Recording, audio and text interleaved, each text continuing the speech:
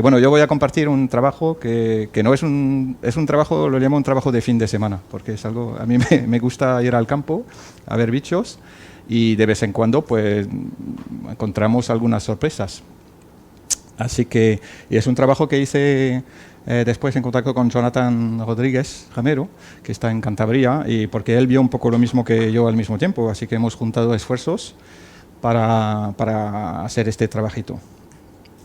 Voy a hablar de asociaciones interespecíficas y sobre todo de asociaciones entre aves y mamíferos, que pueden ser de varios tipos, ¿no? El parasitismo, cuando uno se vive a costa de la otra, que ya conocéis bien. El comensalismo, donde hay una asociación entre especies que es beneficiosa para una, pero sin causar perjuicio para la otra. Y en algunos casos los beneficios pueden ser mutuos, y en este caso hablamos de mutualismo. Aquí me voy a centrar en asociaciones entre aves y mamíferos. Y no sé si sois aficionados de documentales de la BBC o no, pero seguro que habéis visto algunos ejemplos llamativos de esos tipos de asociaciones. Como por ejemplo esas aves, los oxpecker, que quitan las garrapatas y los ectoparásitos de los grandes ungulados. Eso es un caso normalmente típico de mutualismo, en el sentido de que el ave come y además el hospedador, el mamífero, saca un beneficio porque se le quitan los ectoparásitos. Pero en algunos casos tiene tendencia en derivar en parasitismo porque las aves mantienen algunas heridas abiertas y en este caso puede ser un coste para los mamíferos.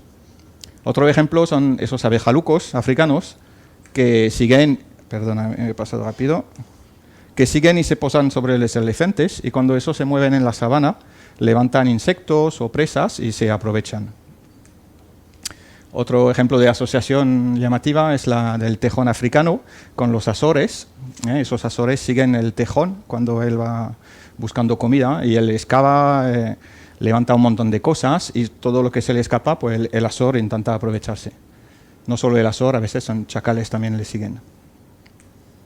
Sin ir más lejos, sin ser tan exótico, pues aquí tenemos el caso de gavilargo, que se asocia con el ciervo, que no sé si lo habéis visto en el campo. Pero bueno, hoy voy a hablar de asociación entre aves y nutrías. La protagonista del día es la nutría y el protagonista secundario es el martín pescador. Y pasé bastante tiempo observando nutrías en los ríos de por aquí. Tenemos la suerte de tener buenas poblaciones y condiciones de observación buenas. Y algún día me fijé en que en muchos casos había un martín pescador asociado a las nutrías. Así que eso empezó a preguntarme un poco y tirando un poco del hilo, poco a poco, pues he ido preguntándome más cosas y es un poco lo que os voy a contar ahora. Os voy a enseñar primero algunos ejemplos de esa asociación, ¿no? Algunas fotos. Aquí tenéis las nutrías en la orilla, sacan presas y se van a la orilla, al agua, y el martín pescador está justo encima, ¿no? Aquí tenéis otro ejemplo, las nutrías están en las raíces y llega el martín pescador y se va a poner justo encima. Aquí otra vez, las nutrías en las ramas y el martín pescador. Otro ejemplo. Este caso, el martín pescador está muy cerca, ¿eh? La nutría está comiendo un cangrejo y el martín pescador está a menos de 1 metro encima de ella. Tengo 3 videos también. Yo creo que eso habla más de... El primero os vais a malear un poquito al principio, pero...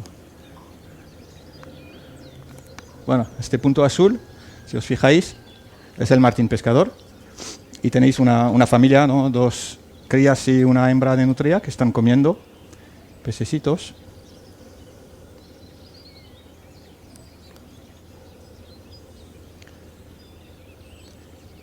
En este vídeo toda la acción está con las nutrias. El martín pescador no hace nada, pero es un buen ejemplo de lo que se puede encontrar, ¿no? Este está un poco más alto, pero está observando y atento a lo que están haciendo las nutrillas.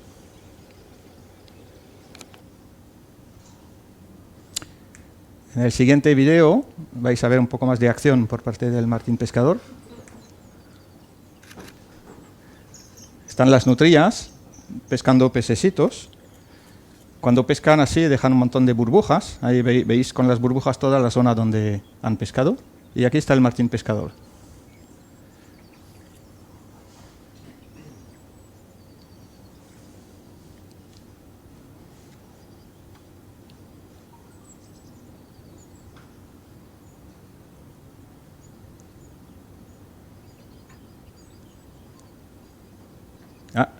El martín pescador se ha tirado al agua, un poco fuera, y ha cogido algo en superficie, se ha metido adentro para comerlo. Y ha salido otra vez, aquí. Pero yo miro las nutrillas.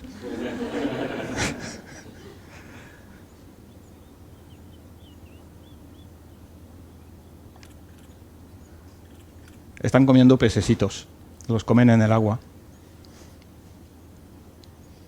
Ahora vemos de nuevo el martín pescador, a la izquierda.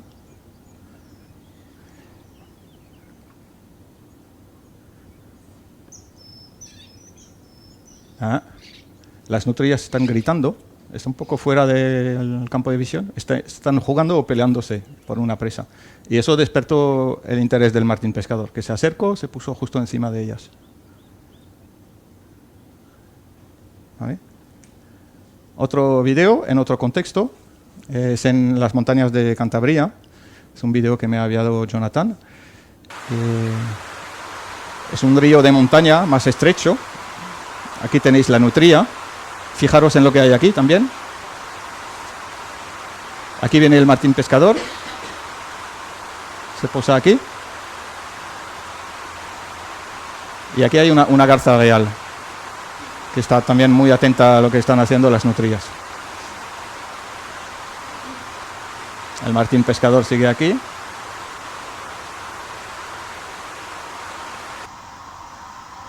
Y ya es todo. Bueno, pues esa asociación al principio fue un poco una sorpresa, ¿eh? Así que me pregunté, bueno, una serie de preguntas. ¿Es frecuente o es muy rara? ¿O fue una suerte del copón verla o no? ¿En qué contexto se da? Me pregunté si dependía un poco de la época, de lo que pescan o de lo que comen las nutrillas, o de la distancia en el contexto en el que están pescando. Y también me pregunté, bueno, ¿qué tipo de asociación es esta? ¿Es un parasitismo, un mutualismo o un comensalismo? ¿No? Y también, bueno, si hay asociaciones con otras aves, ya os he dado una respuesta porque habéis visto la garza. Los sitios de estudios son esos dos, aquí, en Ciudad Real, y en el norte, en Cantabria, en las montañas cantábricas, cerca de Reynosa. Aquí en Ciudad Real se observó dos grupos familiares de nutria en dos inviernos. En estos meses se dejan ver bastante fácilmente. Aquí tenéis el río, las nutrillas moviéndose por el río. Aquí en unas ramas. ¿Vale? En Cantabria el contexto es muy distinto. Aquí es un río ancho, de más o menos 50 metros de ancho, y bastante tranquilo. Aquí el agua es rápida y el río es estrecho. Y también se observó de invierno a primavera dos grupos familiares de nutrias en un tramo de 7 kilómetros de río. En total, en Ciudad Real fueron 19 días de observaciones, del amanecer hasta que las nutrias vuelvan a su madriguera, normalmente hasta las 10:30, y en total se ha podido hacer un poco más de 28 horas de observación y registrar información sobre 92 observaciones de pesca, que duraban de promedio 5 minutos.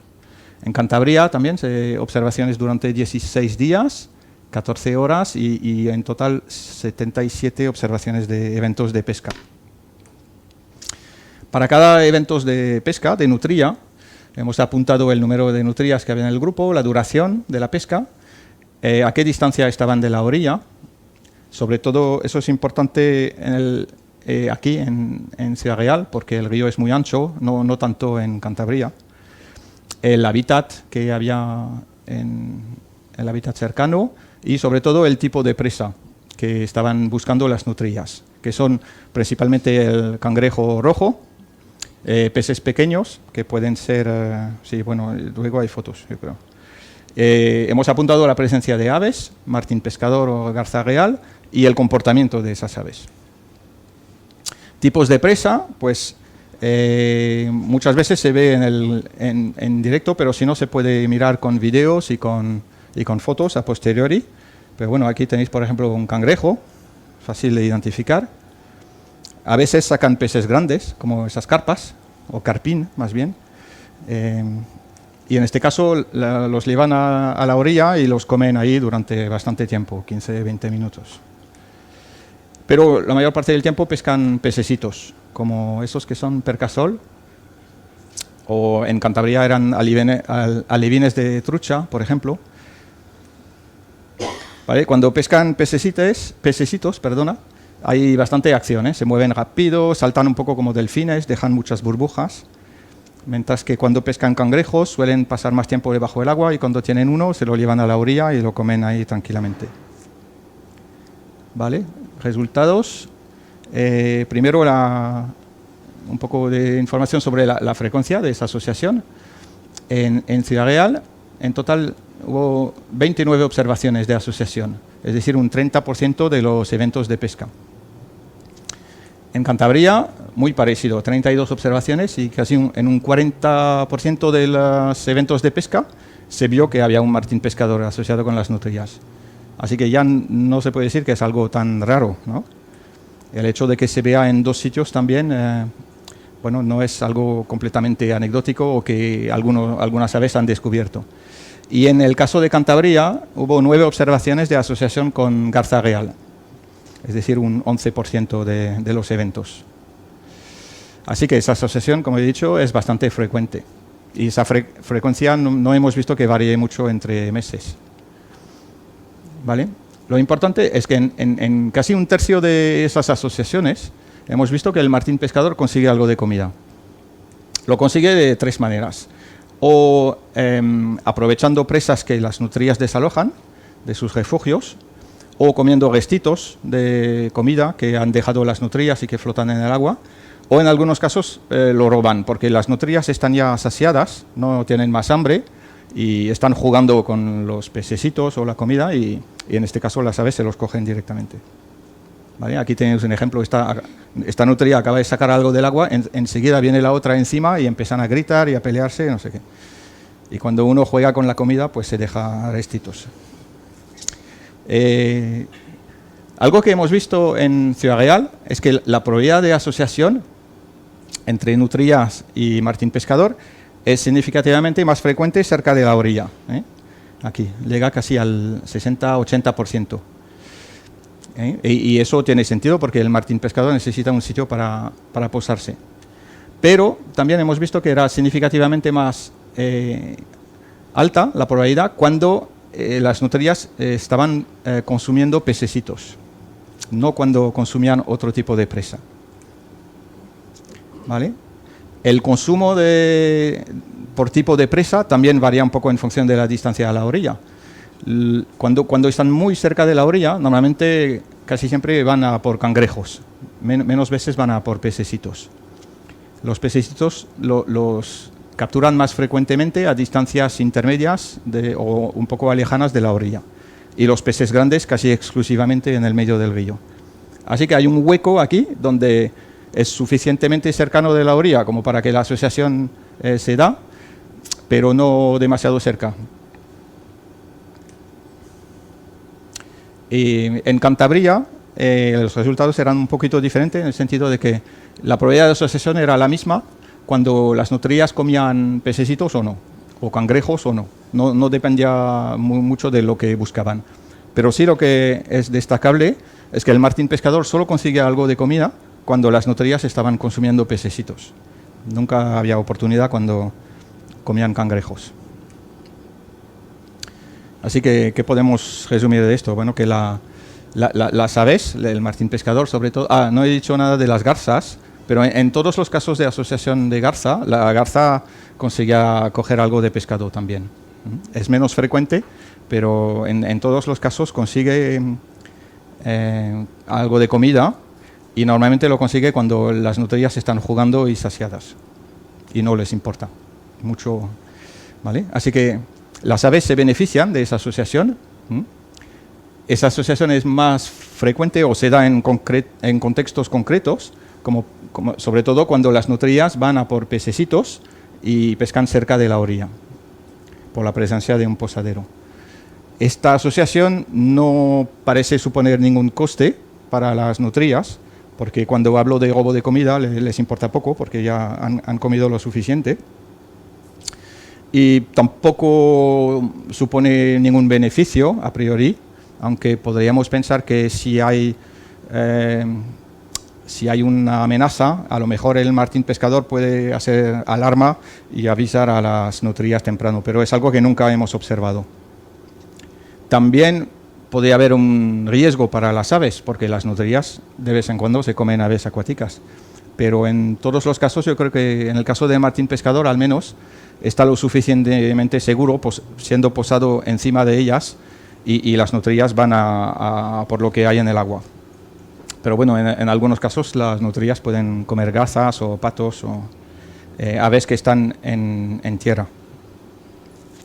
Así que esas observaciones son consistentes, yo diría, como un caso de comensalismo. Y no había sido descrito. Busqué un poco en la bibliografía, pero no se sabía nada de esto en las nutrías europeas. En cambio, sí se había visto en otras especies de nutrías, todas exóticas, ¿no? como esta especie de la India, la nutria lisa. Y ahí, en esta especie, se ha visto asociaciones con garza y martín pescador. También se ha visto en la nutria africana, esta clawless otter, y con asociaciones por parte de, me he adelantado, de cigüeña o de martín pescador. En la nutria moteada también, en África, asociaciones con cigüeñas. Y en la nutria neotropical, con garza y martín pescador. Así que ahora podemos añadir la nutria europea. Cuando di la charla en las nutrias de jornadas en Daimiel, también alguien me contó otro caso, pero lo que pasa es que no busqué ninguna información más precisa, pero en Alaska la nutria y les proporciona un recurso importante antes de invierno. Y nada, es todo de mi parte.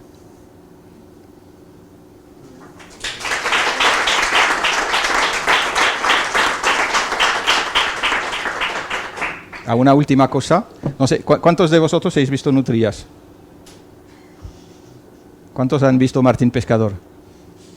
¿Y los dos juntos? Ya son los que han venido conmigo. Que, nada, lo que quería decir también, las nutrias tienen un comportamiento que muchas veces desaparecen. O sea, las puedes ver un rato y ya no sabes dónde están. Pues yo ahora uso el martín pescador de Chivato, porque si busco el martín pescador, más o menos me indica dónde están.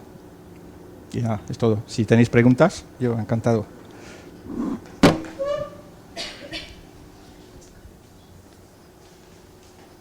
No hay preguntas, todo claro. ¿Y tienes más medidas de esto, ¿no? Del tiempo, por ejemplo, van siguiéndose unos a otros? Perdona. No, que sí. Sí, que si tienes más datos de esto, ¿no? Por ejemplo, del tiempo que se vayan siguiendo unos a otros. No hemos medido el tiempo exacto. Hemos medido más o menos el tiempo de pesca de las nutrillas, pero saber exactamente cuándo llega y cuándo se va el martín pescador. Pero muchas veces suelen ser duraderas las asociaciones. El martín pescador sigue, las nutrillas se mueven en la orilla y el martín pescador las sigue. Así que si pescan 5 minutos, el martín pescador puede estar perfectamente los 5 minutos. Y muchas veces, algunas veces he visto las nutrillas que cambian de orilla, de un lado a otro. El martín pescador espera a que cruzcan y él cruza también y se vuelve a poner encima de donde pescan. Así que las van siguiendo, sí. ¿Y cómo tienes en cuenta, digamos, el solapamiento en el hábitat por el hecho de que estén compartiendo un hábitat relativamente restringido, ¿no? Porque esto es son las tablas del Buyaque, ¿no? Uh-huh. Entonces, ¿cómo se controla esto? ¿En qué sentido? En que, quieras que no, están los martines pescadores y las nutrias, siempre están compartiendo esta tabla. ¿Cómo, digamos, comparas el hecho de que sea una presencia aleatoria, del hecho de que se estén encontrando en el mismo lugar, o que realmente estén asociados? Sí, las nutrillas se mueven mucho. Los martines pescadores menos. Las nutrillas pueden recorrer 2 kilómetros de río desde salir del amanecer hasta volver. Y claro, no todo el rato pescan. A veces se quedan en la orilla a jugar, a descansar. Y el martín pescador, pues cuando llegan a un tramo, a un territorio de martín pescador, pues ya se puede dar la asociación. Pero bueno, es solo en un 30% de los eventos, así que yo creo que la clave es que la asociación es muy clara. El martín pescador está justo encima de ellas y está muy atento a lo que están haciendo. No es que pasa uno, el otro está y sacas la foto cuando están los dos. ¿Cuántos martines pescadores hay? Pues no lo sé, pero yo en este tramo yo diría que hay como mínimo 3-4 territorios. Sí, he visto hasta 4 aves a la vez. Son territoriales los martines pescadores, así que cada uno va a defender su trozo. Bueno, yo tengo, ¿hay alguna de las 3 maneras que has dicho de que el martín pescador puede sacar provecho que pese más que otra? Es decir, que se repita con más frecuencia. ¿La manera en la que consigue comida? No lo sé, yo diría que es muy oportunístico. Si puede coger el pez entero, lo coge. Si hay trocitos, lo coge. Y muchas veces no le vemos consumir nada tampoco. Es más o menos, creo que era un 40%, ¿no? Lo que sería interesante sería comparar la tasa de adquisición de comida del martín pescador cuando no hay nutrillas y ver si es más frecuente cuando se asocia que cuando no. Pero yo sospecho que sí, porque si no, no estaría encima. En el caso de la garza yo creo que es más escaso. Yo no lo he visto aquí, solo se ha visto en Cantabria. Pero si está posado en la orilla, la nutria podría ir a por él en algún momento. Así que quizá hay un poco más de trade-off, de compromiso.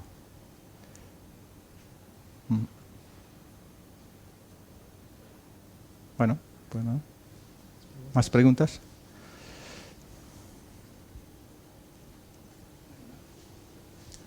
Pues ya está. Pues nada, muchas gracias. De nada. Próximo seminario. ¿Hay algún voluntario?